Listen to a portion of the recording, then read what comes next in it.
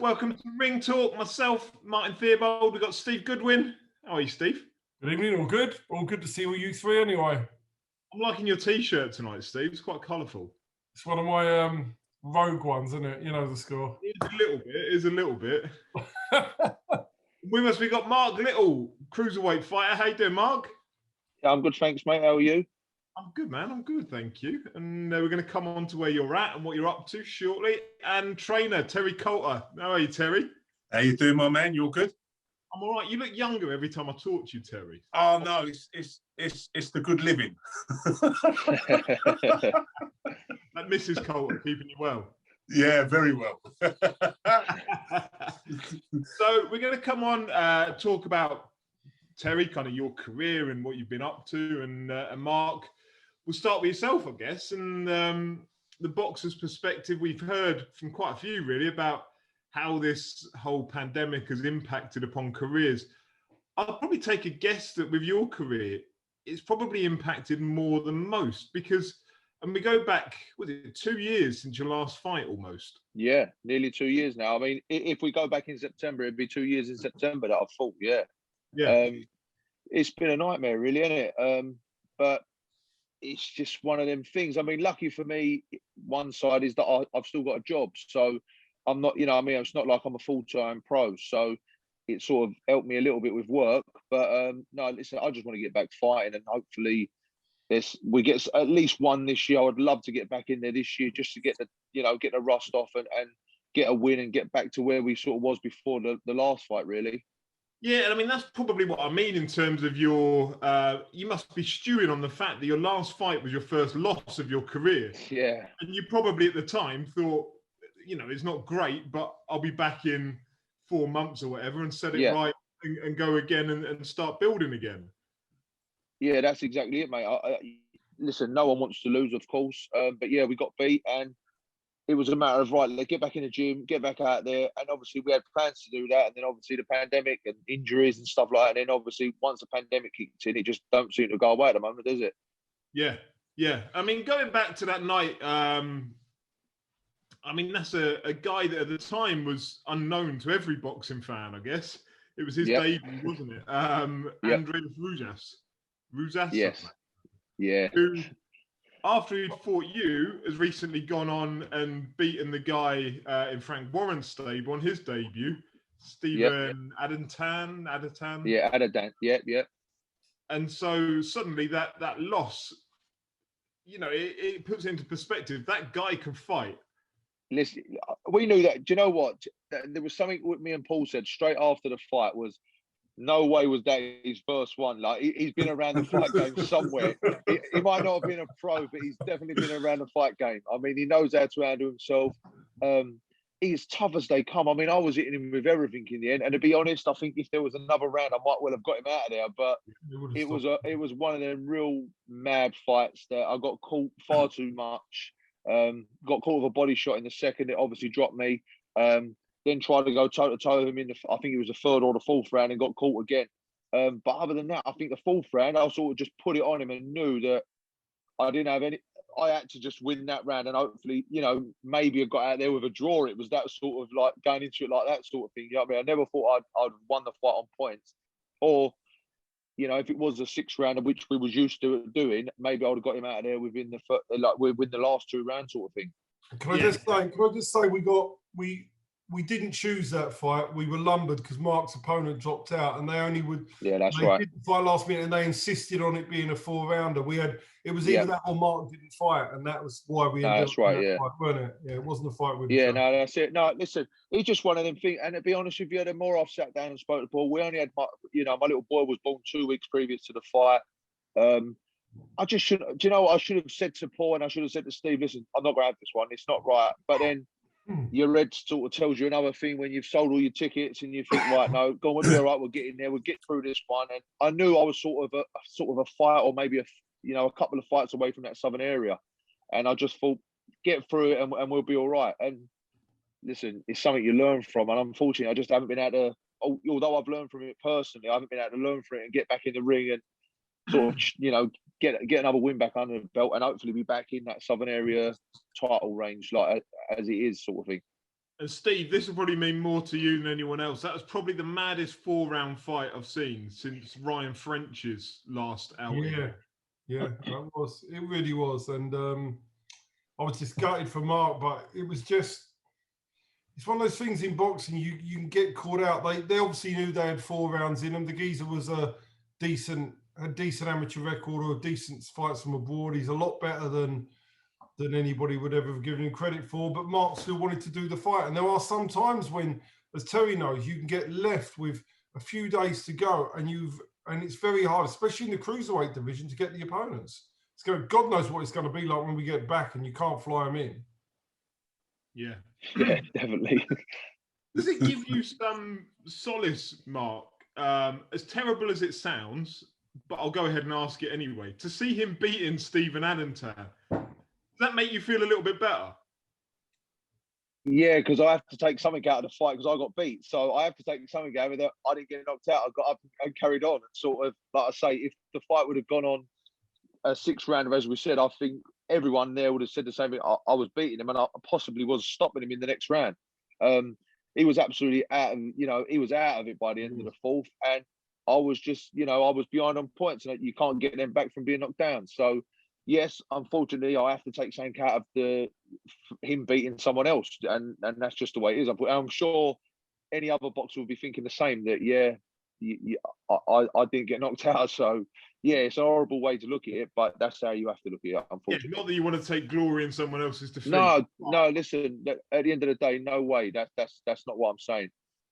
But I think it also proves, listen, he's no mug either. Like, listen, he can fight and he's tough. He is tough. I remember the first time he hit me and I remember getting back into the corner after the first round. I said, and I remember sitting in that seat and thought, you're right. I went, he hits hard. And he does. Everything he hit you with was solid. There was no real, Tell, you've obviously been around cruisers and things like that. And you can come out of there and think, actually, I can get through this. So, I could sort of weather his storm and I'll be all right. And he was catching me and I was thinking, wow, this is hard. This is really, really hard. So, yeah, it was a tough fight. And that's, unfortunately, I just have to take that loss and hopefully in the next few months, hopefully before the end of the year, we get back out there and I can get that win back under my belt.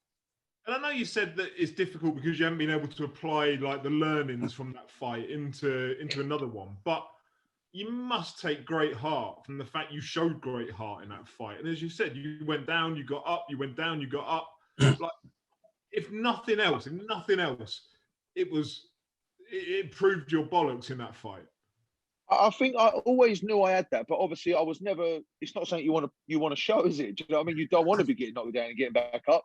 I always felt like I had a good heart, and I've said it to Steve a few times, and me and Paul always talk about it. I think I'll go far in this sport. Hopefully, if we get back in it, and I'll go far in this sport because of my engine and my heart. Because I feel like I'll keep going until I'm really, really hurt. Unfortunately, it's just the way I am. So.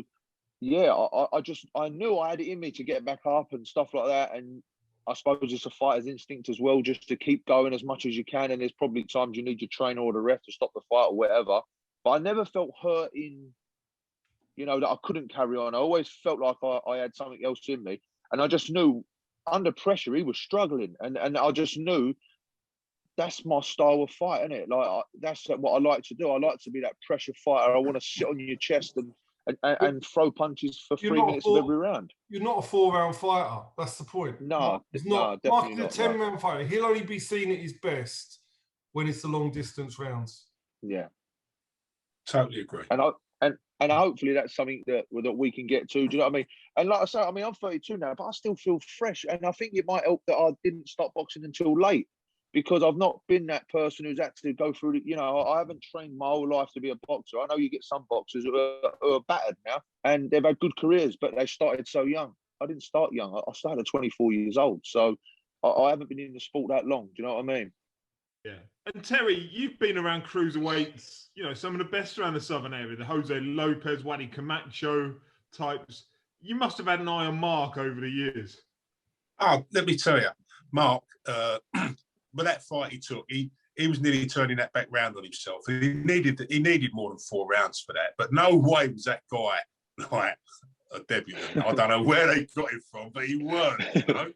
But I remember meeting Mark. First time I met Mark was at the holiday down the caravan camps. Remember? That's it. Yes, down mate. in Was, All Hallows, that's it. That's it. Yeah. And you know, I sort of met him, and then I thought, oh, watched his career and watched most of his fights, you know, and I thought it was going to come close to you fighting Lopez, which come close to doing, you know. Yeah, that's I think it was definitely mentioned. It was definite, yeah, it definitely was, and I'd love to see you move on and get that shot now, you know, get a win under the belt, and get that shot. But yeah, going back to you, it is a cruiserweights, one of them ones, you know, you get a shot, you take a shot, you go down, but you showed tremendous heart, mate, tremendous. I appreciate that, mate. Thank you very much. Credit. Cheers, mate. Thank you. You're tough. And that's what I said to like Jose. If we ever fight you, don't underestimate this kid. He's tough. You know, he comes, and the longer the distance, as Steve said, the better you get. Yeah, definitely. I think that's just even for now. I mean, the way we're training at the moment, it's just the style I like. I feel like I'm not technically the best, and I know that. And I just think I have to use what I do feel like I'm good at. Is I've got a good engine, and I think, like I say, as the fight goes on, I just feel like it's stronger and stronger and stronger. Yeah. So hopefully that's something, like you say, over a 10-rounder, 8-rounder, you know, whatever we get next, then that'll be what we get. I mean, we're gonna match. The plan is to match Mark with Aussie Jervier next. Aussie Jervier, yeah, that's my plan. Subject to him and Paul agreeing, I think he's the perfect next opponent for Mark. Yeah. And, he's been at the level. Mark can make a statement by fighting somebody who's been at that level, and then use that as a propeller to go for a title fight.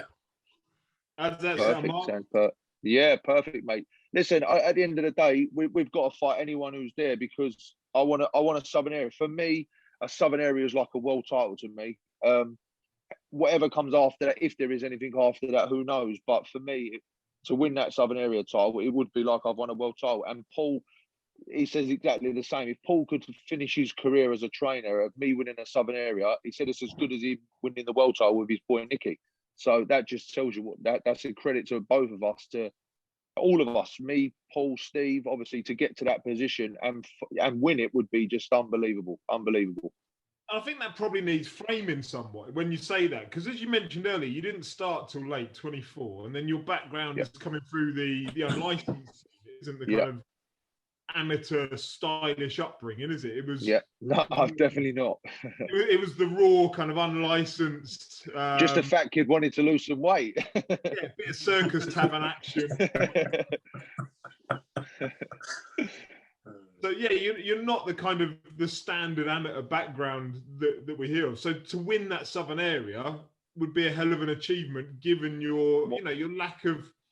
I don't mean it disrespectfully, but lack of. No, that's 100%, mate. Honestly, that to me, that would be it. That would be my absolute aim. Like if I could come out there with a Southern area, and then as Steve knows, who knows what happens after a Southern area. I know obviously there's things that can be propelled on after that, but for me, the Southern area would be an unbelievable achievement. And if it was the end of my career after winning that, then I'll be a very, very happy man. So what have you been up to during lockdown then, in terms of training? You've been able to keep training with Paul? Yeah, mate, I've still been training with Paul, working constantly. I was saying to Steve before we come on, I had Monday and Tuesday off this week, and then my first day's off in 33 days. I have not stopped working, but I've still been going to the gym as well, with days like on that as well. So working and gym in the same day. Just to try and stay motivated, because obviously a little bit heavier than what I'm supposed to be at the moment, but still, I feel so fit right now. I mean, I was on the pads and that with Paul, and even Paul said to me, "Day, you feel so sharp," and I feel sharp now. So I feel good. Not going to overdo it, obviously, because that's not we ain't got a clue when it's actually starting up. But just to stay mentally and physically ready, sort of thing. So, but just working, mate. That's all I've been doing: working and training as much as I can with the situation that we're all in. Yeah. And what is it you do work-wise? I work for Taylor Lowe's, which like sugar company, or probably the one of the biggest in the world. I'm like a supervisor there. So it's nice, and it's a nice and sweet place to work. Hey. Are they supportive of your boxing career? Yeah, mate, they all have. And to be fair, I sell a lot of tickets to people at work as well, which is good. My manager's always been supportive. So if I ever needed, a quick day off or something if something comes up. You know, they've always been pretty supportive of me. So, yeah, hopefully, like I say, we can get back out there this year. It'll be great, even if we only get one this year, just to get this fight out of the way, just to get that first bit of rust off. And then if it means we're going to the next, you know, Steve's plans for next year, then hopefully that's what we can do. And Steve, I already know the answer to this, but I'll ask it anyway. What's Mark like to manage? One of the very best. Perfect. Yeah. I know you speak highly of him off camera and in I private. like him. I really like Mark as a human being as well. It's not just a case of managing him. And like Terry knows what I'm like with fighters. Like with Waddy, I was very close to Waddy as well. And when you get close to your fighters, it's more than just a boxer manager. Much more. It means more to me for him to win that title than pretty much most things at the moment in boxing. Appreciate that, Steve. Cheers, mate. So would that go up then, Steve, with your, and I know you get asked it fairly often, what are your best achievements in the sport? If you could get Mark to that southern area, would that rank up amongst the best achievements? Yes and no. I think he's capable. I think he's well capable of winning it. So I don't necessarily think it's a great achievement because I think he should win it anyway. But it would be one of my happiest achievements. Best satisfactions, I suppose. Yeah. Not to say it's an overachievement. No, I don't think it's an overachievement. I think he should win a southern area. I think if he wins an English, then we'll say we've achieved something. Because I know Mark wants to win a southern area, but I think a normal southern area, I think he's capable of winning. I mean, you've got Martel is the champion at the moment, who's decent, and he fought Lopez. Yeah, I'm sure we've got some plans to move forward, but we'll fight for it when we're ready to fight. And if Martel happens to be the champion at that point, then he'll be the one that gets it. All right, so we're going to come on to you, Terry, a man who knows an awful lot about cruiserweights around London and the area. So for those that don't know, Terry Coulter, most recently, I suppose, known for your work with Waddy Camacho, with Jose Lopez. But give people an idea of your boxing background. I started many years ago, over 30 years ago, with Mickey Campbell when he turned pro. And that was the start of it, really. And then went on from there. And I've been wrapped around some really good fighters in my career. Even though I'm not very, very well known as a trainer, you know, but in the circle I'm in, I'm well respected, which is nice. But, you know, I'm like Steve with a fighter, like he is with his fighters that he makes. I have to get close to him. I have to feel the love to get that belief out of them, you know? And like when Waddy come to me, he was like, really, more or less finished. Everyone said he's finished. And Steve rang me and said, what do you think? And I sat down with Waddy. I went, yeah. We had to change a few things, change the style a little bit. And yeah, we went on and won the Commonwealth, you know, which was great. Hang on. He's ringing you now. Yes, phone. And we one sec. Yeah. So you know, we went on and won the Commonwealth, and you know, it was great. And with Lopez, I felt he didn't take it all to the ring that night. You know, he was sparring well before the fight, really, really well. And I just felt that he sort of went back to his old self a little bit that night. But yeah, fair play to, you know, Ian Martel, come and done the job. Graham Everett, they done a brilliant job, you know. But I felt that really Jose should have won that. Oh, by the way, Till, do you know he's left, Graham Everett? I heard, yeah. I heard. Yeah, silly move myself, but, you know, I think Graham's a great guy, good at his job, great trainer, you know, and he cares for his fighters. But, yeah. But, like, yeah, that's basically, I mean, I've been wrapped around some good fighters and sort of enjoyed my career up to now, you know. Is Jose carrying on, do you know? No, he's finished. Jose's finished, yeah, he's finished. He's done. He's one of the most untapped potentials, I think. Talented, very talented fighter. Very, very talented. But unfortunately, he sort of reverts back to old. You know, when we was in the gym and we was doing a lot of sparring, and really, he was standing guys on their head. And I just said, I just couldn't see him Martel beating him. But, you know, it was a good fight to watch. But he seemed to be kicking the ball all the time. He seemed to be under pressure all the time, you know, where he could have made it easy for himself. He had a beautiful jab. Martel was beating him to the jab, you know, couldn't believe it. How frustrating is that for you? You know, you've seen very, the gym, you've done, you know, you've worked to a game plan. You've seen that he's got, you know, a phenomenal jab, phenomenal jab, Jose. And then come fight night, you can't influence it. You can tell them what you want to see, but you can't get in that ring and do it for them. No. How hard is that as a trainer? It's very hard. It's very frustrating to sit like stand in the corner, sit in the corner and watch it and know, you know, that he can do so much better. You know, very talented fighter, you know, very talented. But he just, unfortunately, I think he leaves it in the dressing room. He goes back to himself, goes back to his old self, you know. Whereas like someone like Waddy, totally different kettle of fish. He takes it, he just takes it in there, you know, and he responds. So that's the difference between them, I think. I remember chatting to you down at York Hall before Waddy fought Okoli. And you were convinced Waddy was going to win that fight, weren't you? I was. I thought Waddy had a great puncher's chance of winning it, but Waddy knows this anyway. Our last two spars going up to that fight weren't great. And I think Waddy, we all knew, like, especially Waddy as well, we all knew that it was a tough task in. But at the time, I fancied it. I did really fancy it. But the last couple of spars, they weren't the best. And Waddy was like, you know, I think starting to get a bit jaded. But yeah, you know, listen, Waddy's been there, done it, got the T-shirt, and he's been a great campaigner. Yeah. You know, you can't take nothing away from him, you know. And everything Okoli has achieved since that night. Say it, mate. Unbelievable. Puts it all into perspective anyway. It does, yeah. And Waddy and fair play to Waddy, he went and sparred with him after that. Did he? He went and sparred with him, and he said, you know what? More or less, all the time I got hold up the arse, I never beat that guy. And you know what I mean? That's honesty, you know? So that's what he said, you know? The guy's something else. Freaky power. Yeah, definitely. Yeah. You know? Have you ever sparred with him, Mark? No, I ain't been that lucky yet.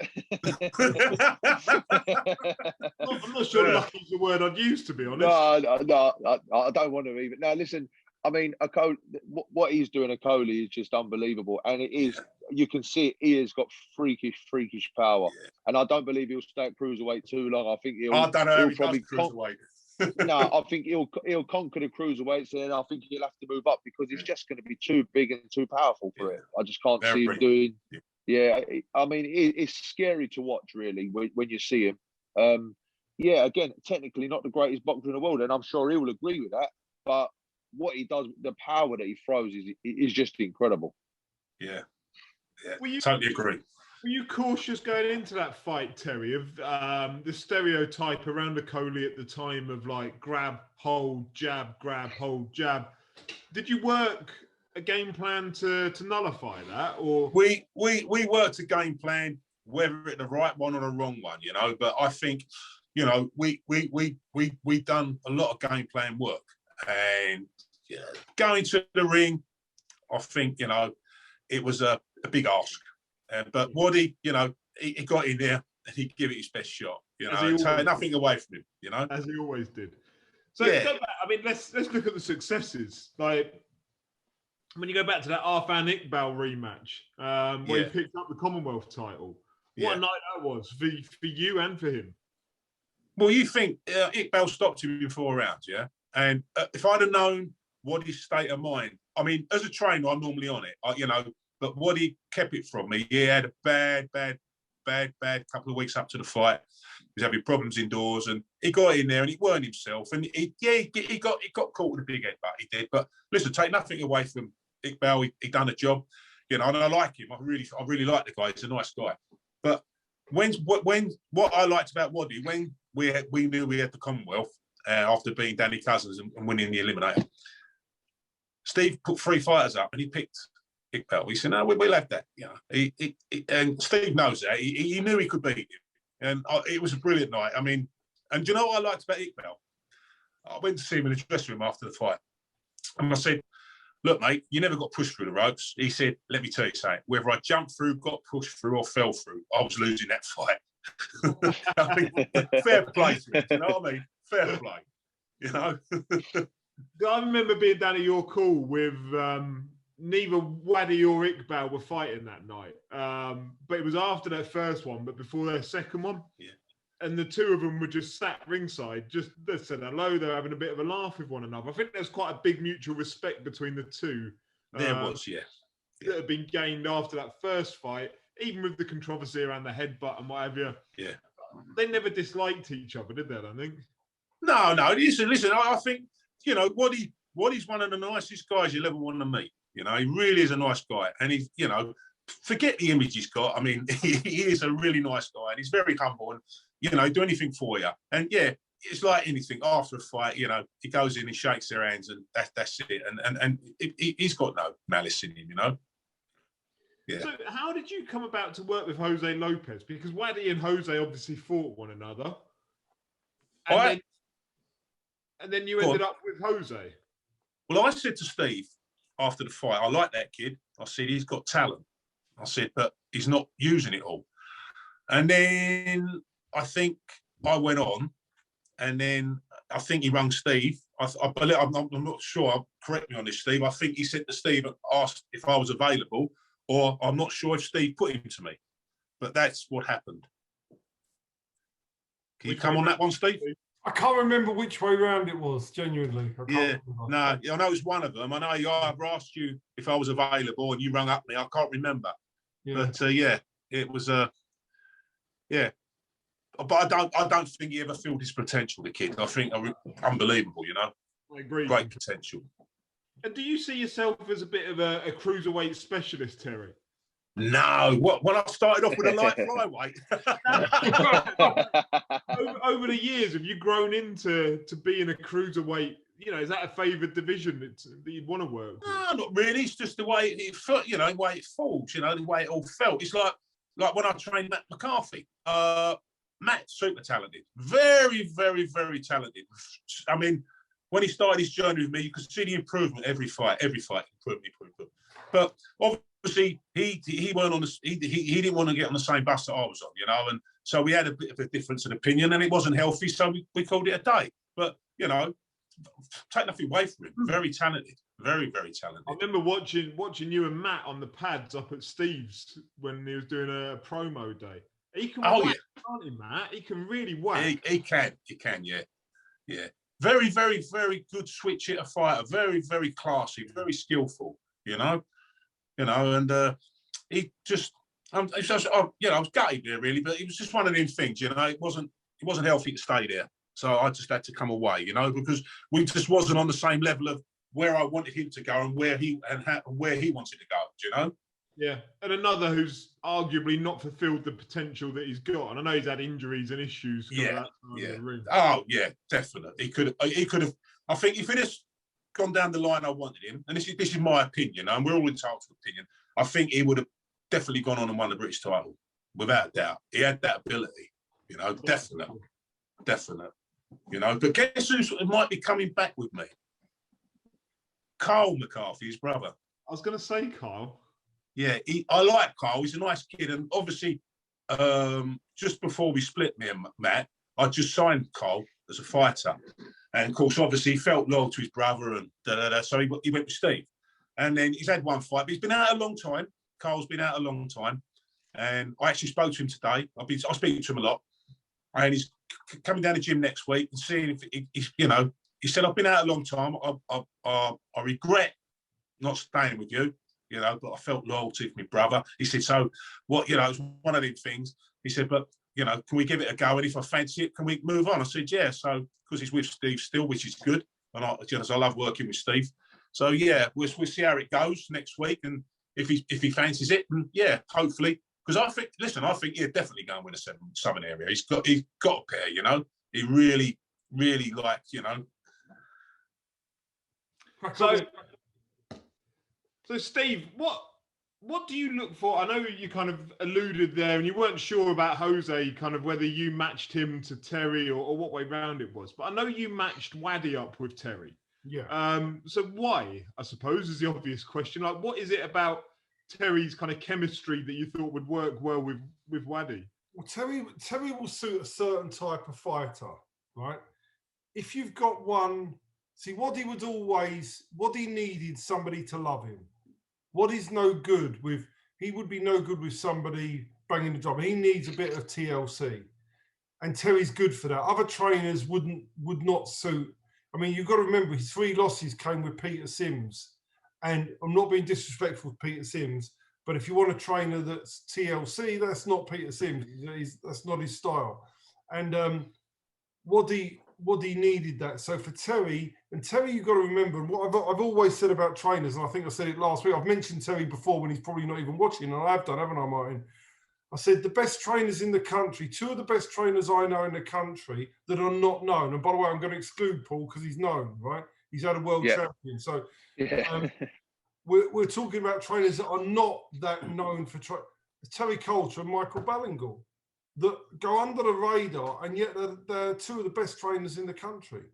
And that's why that's what you're looking for some of the time when you're looking for fighters. You're looking for the right fit. Now, the problem with Jose Lopez was that his issue was that the allegation against him was he had no heart, didn't left it in the gym, bloke faint, and he had a reputation. And I thought the only man that's going to find out for sure is Terry, and that would have been where we would have been. And I knew Terry was interested in him.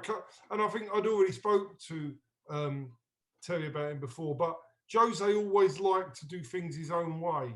He always felt he knew best. That was always going to be a problem, and it was like, if somebody's going to fix it, it'll be Terry, but he wasn't able to fix it. Well, what I done was he didn't get his own. He done exactly what I asked him in the gym. He did, and he worked to my regime, because, like I've always said it to any fighter, when you're in the gym, your ass is mine, and I'm nobody's bucket boy. You don't tell me what to do, and I bring a lot of humour in it, but there's a serious side as well. But with Jose, I just felt that his head went on fight night. That's what I think. His head, he just didn't take that right toolkit to the ring, and you can't install. If that's what they do, that's what they do, and you can't change that. You've got to have that mental belief. It's a very hard thing. I noted when you said there about, when you're a boxer and you're training with you, Terry, your ass is mine. And Mark nodded appreciatively. Yeah. Listen, and it's the right thing, isn't it? At the end of the day, like, you're paying your trainer. That's what he's there for. Like, if you're not going to listen to him, what's the point of him being your trainer? So it's like with me and Paul. Me and Paul have got like a father-son relationship, really, like outside the ring. But then when we get in training, like, there's no, it's no old bars. Like, he's in charge. I don't say to him, I don't want to do this today, or I think we should do this. Look at the experience he's got. I mean, I count myself very, very lucky. Probably one of the most luckiest fighters out there, that I've got a world champion trainer who took on me as a fat kid who wanted to lose a bit of weight and have now turned pro. Do you know what I mean? So for me, listen, Paul's in charge of everything I do. And I've said to Steve many a time that it's Paul and Steve that are in charge of my career. I'm just going to be the person who's fighting. Do you know what I mean? At the end of the day, Paul tells me when to run, when to jump, when to punch. Like, that's how it is. Do you know what I mean? And how does that work when you're in the ring, Mark? And I always find it fascinating. Like, you carry a big support, which there's a question about later on, but so many fighters say the only voice they can hear is that trainer shouting. And you say about when Paul tells you to punch, you punch. And honestly, that is so true. I don't hear I tell you what, the only thing I hear I get in the ring, right, and it's a mad feeling.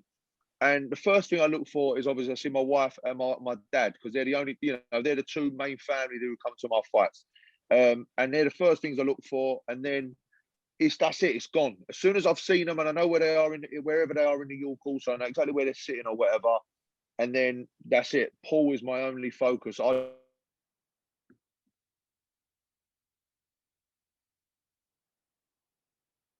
you'll probably see if you watch little videos, is that if I'm not, you know, in action, I'll just see Paul, and I can see Paul constantly, and he's the only person I can hear. I don't hear nobody else. I don't hear none of the crowd. It's just, I think it's a mental thing that you can block out, because you know at the end of the day that's the one man you need to help you. And I'm sure Terry's fighters should be the same for him. Yeah, that's how I see it. He's can save me in that ring in Paul, and that's who I'm. You know what I mean? If they're the two people that are, but for me, Paul is the main person in my boxing career. That's how it is. Yeah, and that's how it should be. That's how it should be.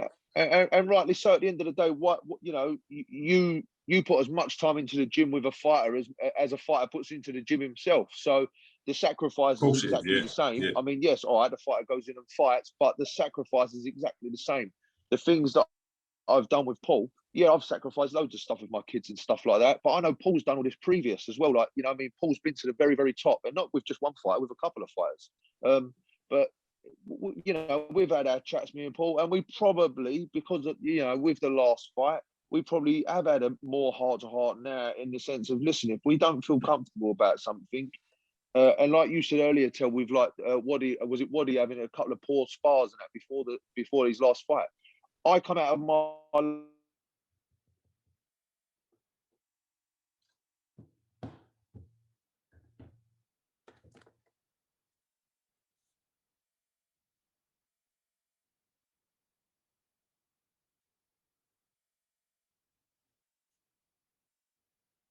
I got my head punched in. Like, I got hit with everything. And you know, you think, oh, that was poor. And I remember coming out of there thinking, that was shit. That was rubbish. Like, that was really bad. You know what I mean?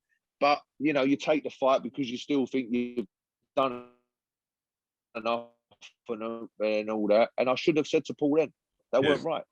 We should have had that fight. That we should have come away then. But listen, it was a whole new learning curve for me, because one, I'd never been beat before as a pro.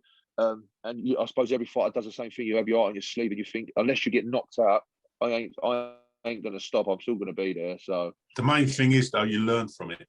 That's all. It. Yeah, and that's all I can do. I've got to learn from it. Yeah. Unfortunately, there's been a delay in sort of, you know, showing that. You know what I mean? Unfortunately, that's like, do you know what I mean? I'm lucky. I'm lucky that I'm still working. I'm still being able to put food on the table, roof over. I'll just have to take it as it is, what it is at the moment. And hopefully, by the end of this year, even if we can just get out once. And Terry, for you, I mean, your relationship, you like to keep it quite tight, didn't you? Were you saying earlier about having Kyle possibly coming back? Like, you don't have a stable of like 20 fighters, do you?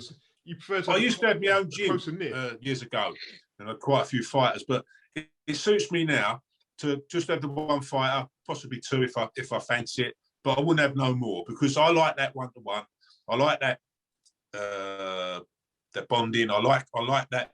You can give that fighter what he needs, and like we go back to Waddy. Waddy needed that. I felt he needed that 1-to-1.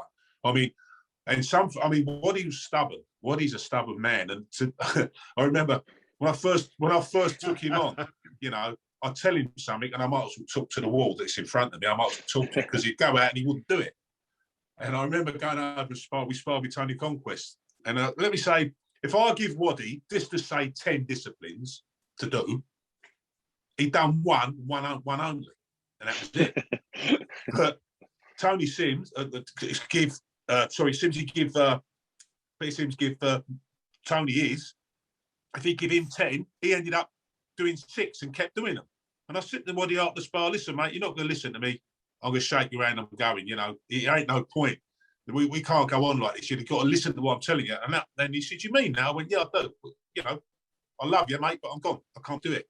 And after that, I got his attention, and he just turned himself, like everything I told him, he listened, and he went out and done. And then that was from that point, we started to get success. So it's important you listen. You know, you're not just there as a bucket boy. You know, and you got to respect. And as you as a fighter, you got to respect your trainer Paul, because you do. He gives up 100%. A lot. It's like if I call my 100%. Wife in now, she's a boxing widow. She has been for years. Yeah. You know, and we give so much to the sport as coaches. And you know, when you're in there, and you get close, like you're close to Paul. he takes them shots with you. Yeah, you know? 100%. Listen, and I agree with you 100%, and that's something I know with Paul. Yeah, he takes everything we do together. He still runs with me.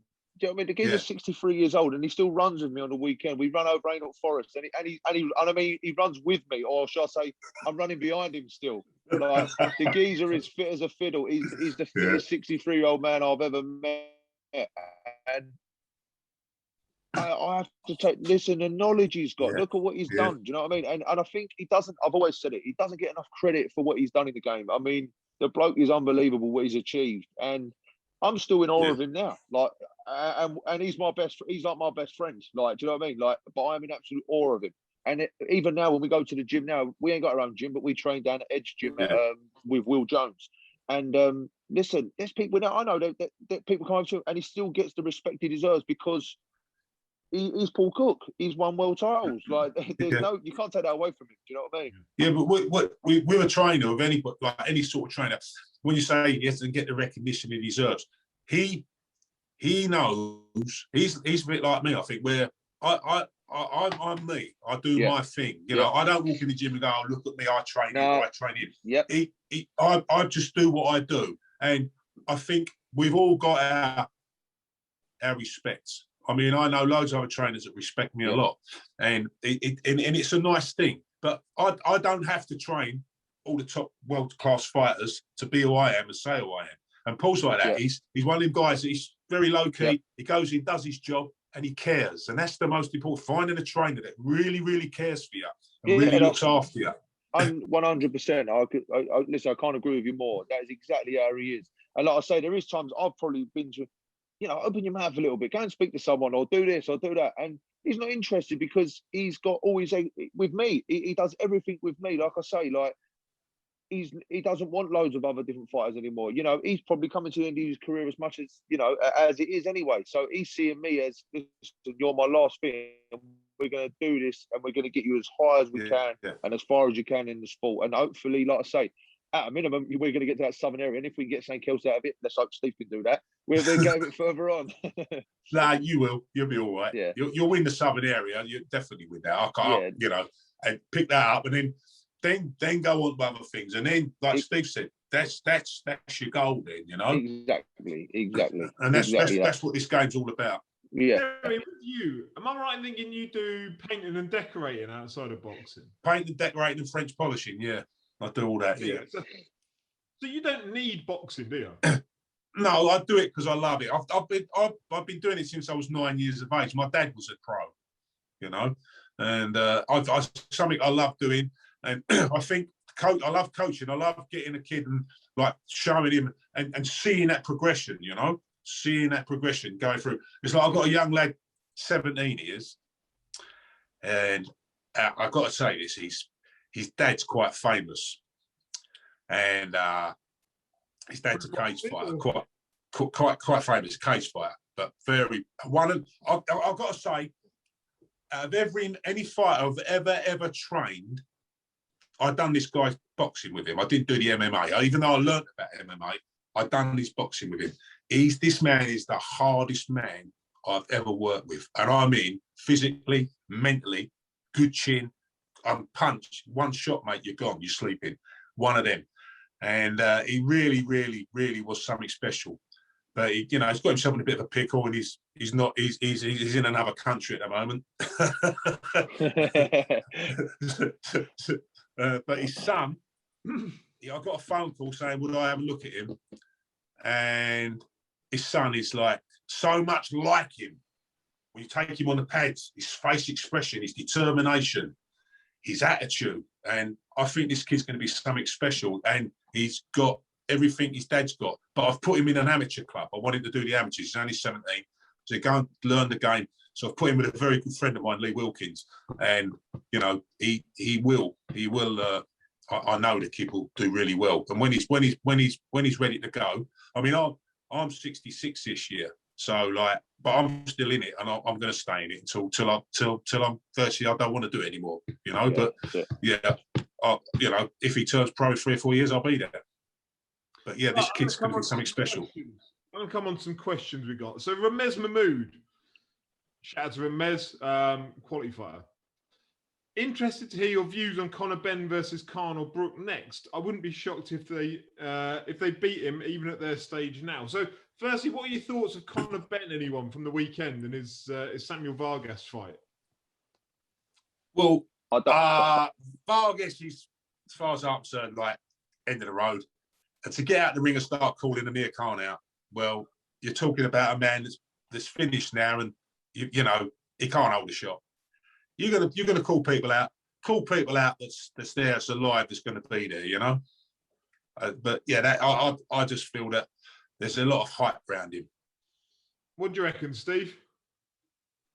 Good matchmaking to fight Amir Khan, isn't it? I mean, not being funny. I mean, the bookies have got it priced up at 3 on Conor. Does it all really? He's calling out he's been very. I think Conor Benn is vastly improving, but he's been brilliantly matched. The guy before from Farah, whatever it was, or Famella, I mean, he was just there as a punch bag. This one's shot. You know, Amir Khan is way past and can't take a shot. You know, they're just cleverly, they know their target and they're very smart. Tony Sims is a really clever man. They get it. They know what they're doing. They just want to call the names out that are going to be, I think, that are fairly comfortable to beat. So I think he beats Amir Khan now. But I know people will say, no, but you can't think about Amir Khan as he was. You've got to think Amir Khan as he is. That's my view. Yeah. And what do you think of the action of the weekend then? Mention for Courtney and Bridges, because that was I'd imagine, Mark, that was your kind of fight, wasn't it? The Courtney Bridges one. Like, they fucking just threw and stood and traded, and Bridges, wow, she can take a shot. Yeah, to be fair, you can't knock what they've both done. Yeah, perfect for my style, 100%. I mean, I'd love a fight like that. That would be an outlet for me, just to get in there with someone and go toe to toe the way they did. And yeah, massive respect to them both, because they both took some massive shots in there. Yeah, it's still strange to see, isn't it? But yeah, it was a real good fight, real good fight. I think it's probably the first time as fans we've been exposed to two, you know, let's put it honestly, two quite attractive women going in and punching one another in the face and coming away with a welt of an eye, and you're like, Christ, like, that's fair play to them both. Like, yeah, 100%. I mean, like you say, there was no messing about, was there? They both went toe to toe. Like you say, they are two very good looking women. There's no two way about that. But they absolutely went toe to toe with each other, and they wasn't worried what they was going to come out like. It was a matter of winning a world title, and well done to Shannon Courtney, because yeah, I think she's a great little fighter. I really do. I think she's a wicked little fighter. So yeah, listen, she's gone on to become a world champion. So well done to her. Yeah, and Ramez had asked for you, Mark, but I think we've probably covered it already.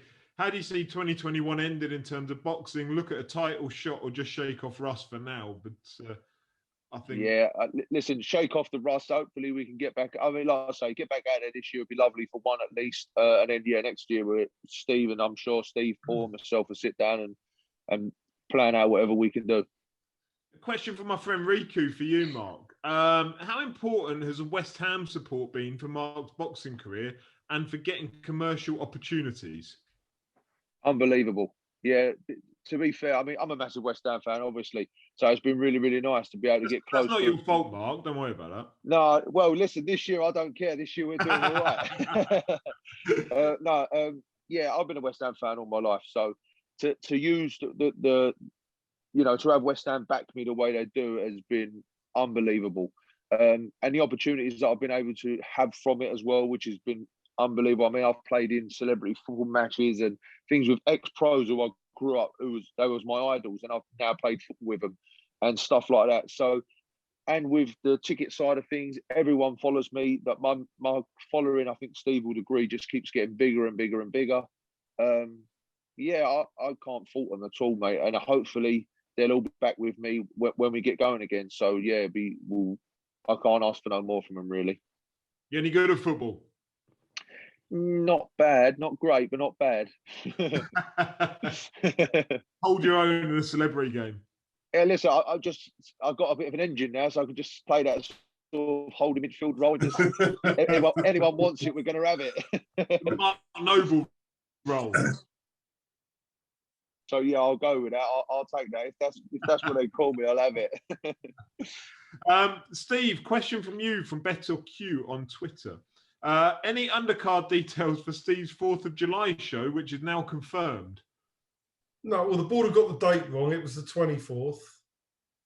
And no undercard as of yet. We're all still dependent on what goes on with the board, the government, and everything else. So Put me on that show, Steve. Put me on that show. Mark will be definitely on the undercard if that date. There's a lot of hurdles to overcome, isn't there? Yeah. And another one for you, Steve, from Better Q on Twitter. With it being the anniversary of the Edwin Valero debacle, I'm just wondering what Steve would do in the same situation. Would he stand by and support his boxer in order to avoid the same situation exploding again?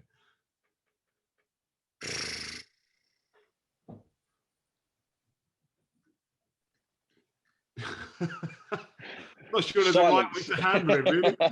Sorry? Not sure there's a right way to handle it. Yeah, I think that's a difficult one. I think it really depends. I think you would act. It sounds so bad, but I think you would act differently on it depending on who the boxer was and the relationship you had with them and what the situation was. And I think you'd handle it different. You'd handle each situation differently. I guess the same thing is, the easy thing I can say, I can have the same situation with 10 different boxers and I can handle it 10, and I'll probably handle it 10 different ways. It's probably not a scenario you want to end up in. Yeah, let's leave it at that. Yeah, it's probably. Final one from my friend Riku. Question for Steve.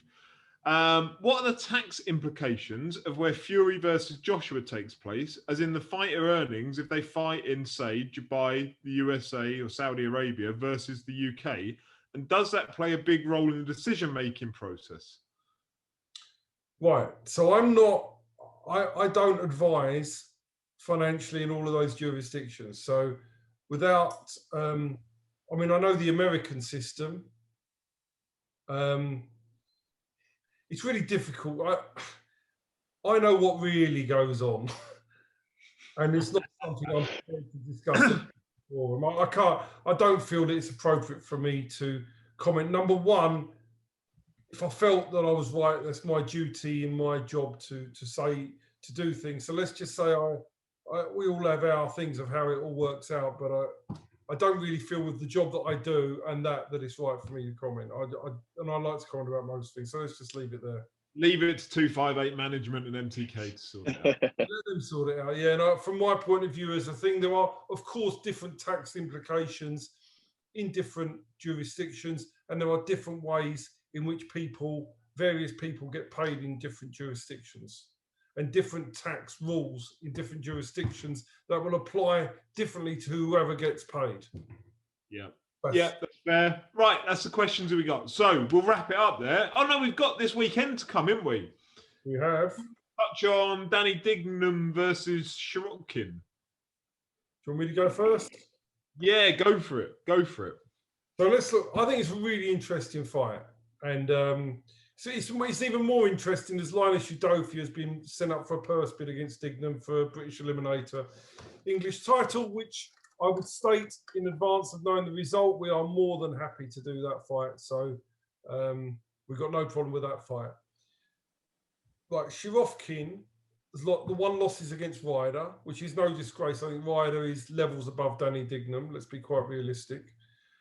Shirotkin kept knocking down Grant Dennis in his last fight, didn't he? But I rewatched that fight today, and I would say that, and I've got a lot of respect for Grant Dennis, but he, to me, is at the end of his career and he can no longer take shots. So they weren't big shots that knocked him down. Dignam struggled against Anthony Fox. Rumour is that Dignam gets hurt in sparring.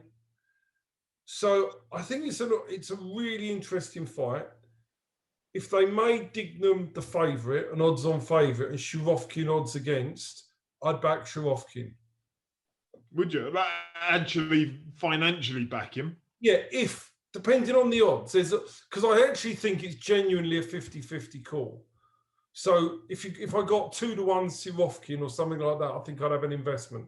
I don't think I think it is genuinely 50-50. And I think, but again, if they make Sirofkin 3 on and Danny Dignam 3 against, I'd probably back Dignam at 3 against. It's one of those where I don't think they will. I think they'll have them very narrow in the betting. But if it was a 50-50 total spin, I'd probably go Sirofkin.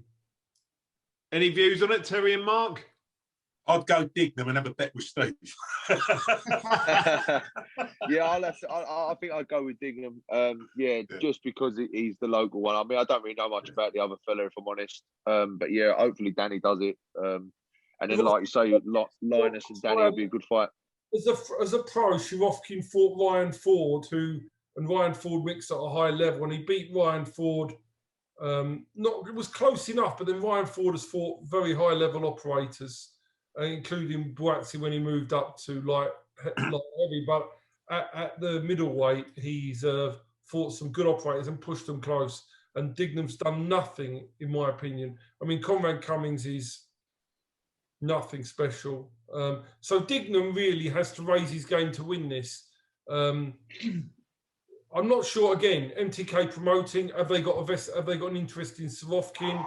Are they doing it for Dignam to win? Have they got Sirofkin if he beats Dignam? Are they that bothered? Have they matched it for Dignam to win because they think that there's a soft touch there or there's a reason? Or are they winners on both sides? I think that's fairly relevant as well. From a promotional and managerial perspective, presumably you want Dignam to win and hopefully build in time that Linus fight, whether it's the next fight or somewhere down the line. It depends though, doesn't it? If you've got, I mean, I don't know the situation, but let's assume that they've got options on, they've got Sirofkin under contract. Then there's probably more money in Sirofkin winning, because Dignam hasn't been picked up by a major promoter over here. Well, he was, and then he was let go, wasn't he? Sorry? He was let go. And then he was let go. He was let go. So he's not been picked up. So Sirofkin, bearing in mind his track record, he's right on the verge of a world title fight.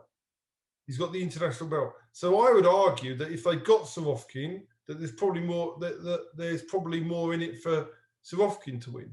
And I would be very shocked if they make this fight without having the Sirofkin thing. I think it's a case of, again, I don't know, so I'm just, I could find out that they're just basically backing Dignam all the way. That may be the case, but yeah, I don't see it because I don't see Dignam being sought after by the major UK promoters.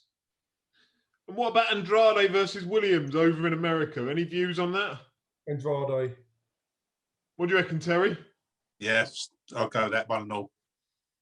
Mark? Yeah, same. I like Williams, but I don't believe it. Yeah, I think that Andrade's a level above. I think he'll prove it. I think on the night, but yeah, I'll have to go with them as well. I can see it being like a 118, 110, 119, 109 job. Williams just chasing fresh air for the night. Well, listen, Williams has improved since going to the Ingle team, and he's developed this amazing punch power that was not there when he fought Liam Smith. That's for sure. So we've said, he's transformed. Yeah, I think definitely with Williams. I think that's one thing. I think he's definitely got that puncher's chance and the power that he seems to be generating over his last few fights. That if he catches him, he could hurt him. So, but yeah, I think that Andrade. I think it'd be a bit too much. I also have a feeling that going to America, the punch power may not be there. Yeah, maybe. Yeah. No, you might be right. Yeah, it may disappear in America. Yeah, I would kind of agree. I think maybe with reason. But I love watching Liam Williams, and I really want him to win. I'd love him to win and bring that title back, and then maybe imagine a Eubank fight down the line. Oh, that'd be brilliant, wouldn't it? I'd love to see him. Love to see him win. Love to see Williams versus Eubank would be absolute boxing porn for an evening. That would be amazing. That'd be exactly your fight, Mark. Two blokes. Yeah, 100%. Because They don't take backward steps, do they? And that would be it. That's sort of, you know, there'd be no boxing in it at all. It'd just be a stand up toe to toe. Give me that point. The build up though would be brilliant, wouldn't it? Oh, everything about it. I love a bit of drama. I love. Yeah, you'll have Williams would be wanting to rip his head off, and then you just have Eubank just with these smarky little remarks, sort of just shutting him down all the time, wouldn't you? That's what it'd be like constantly. Yeah, that fight sells big. So I massively wish for Williams to win. I just think definitely. But he's on a Matchroom show. He's on a DAZN show, a Matchroom show. He's got to knock him out to win. It's going to be more difficult in America than he would be in the UK for various reasons. And to be honest, I think you'll see more of the Williams. You know, I think you'll see more of the Williams that fought Liam Smith than the devastating puncher that we've seen thereafter. I would agree. Right, we'll wrap it up there. We'll find out next week whether we were right or wrong, and then we'll talk next week about Kay Prosper's European title fight. We're getting Kay's flying, I think, on Tuesday, so I was hoping to get him on, but we'll see what time he arrives in Spain. But he's flying out on Tuesday. We'll work something out, I'm sure. But yeah, we'll do a full preview of Kay's European title fight, and yeah, hopefully get a European title holder at Goodwin Boxing. You never know. Let's hope for the best. You never know. He's in the best shape of his career, so let's just, you know, you can't, if you don't dip your feet in the water, you can't get wet. So we've got to give it a go. Right. Thank you, Mark. We hopefully see you back out in the ring in the not too distant future. I hope so, mate. Fingers crossed. Indeed. And Terry, thank you for your time. And good luck with the fight as you're training with Kyle if he makes that return. And again, hopefully we'll see you, York Hall, stood in the corner, not just as a bucket man. Well, thanks for having me. Pleasure. And Steve, thank you very much. Excellent, and we'll see you next week. Thanks, Mark. Thanks, Terry. Take care. Cheers. Cheers.